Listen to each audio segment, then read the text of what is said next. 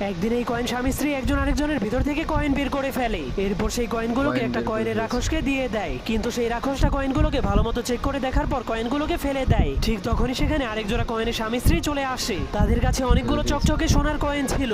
এরপর তারাও তাদের ভিতর থেকে দুইটি সোনার কয়েন বের করে সেই রাক্ষসকে দিয়ে দেয়। এমনকি কয়েনের রাক্ষসকে খুশি করার জন্য একটা এক্সট্রা কয়েনও দিয়ে দেয়, যার ফলে সেই কয়েনের রাক্ষস অনেক খুশি হয়ে সেই কয়েনটাকে তার গলার ভিতরে রেখে দেয় আর বাকি দুইটি কয়েনকে মেশিনের মধ্যে ঢুকিয়ে দেয়, যার ফলে সেই মেশিনের ভেতর থেকে একটা কয়েনের বাচ্চা বের হয়ে আসে। যা দেখার পর সেই গরিব কয়েনের জোড়াটা কান্না শুরু করে দেয় আর রাক্ষসকে বলে দয়া করে আমাদেরকেও একটা বাচ্চা দিয়ে দিন। কিন্তু সেই রাক্ষসটা তাদেরকে বলে চকচকে সোনার কয়েন দিতে না পারলে তোমাদেরকে কোনো বাচ্চা দিব না। যা শোনার পর গরিব কয়েনের জোড়াটাও সেই রাক্ষসটাকে খুশি করার জন্য একটা পুরনো সোনার কয়েন উপহার দেয়। কিন্তু রাক্ষসটা কয়েনটাকে দেখার পর বুঝতে পারে সেটা অনেক পুরনো, যার কারণে সে তাদের কাছে আরো কয়েন চাইতে শুরু করে। এজন্য তারা শুধুমাত্র একটা বাচ্চার জন্য তাদের সবগুলো কয়েন খুলে খুলে শয়তান রাক্ষসটাকে দিতে শুরু করে দেয়, যার ফলে এবার রাক্ষসটা অনেক খুশি হয়ে দুইটা কয়েনকে মেশিনের মধ্যে ঢুকিয়ে দেয়। ঠিক তখন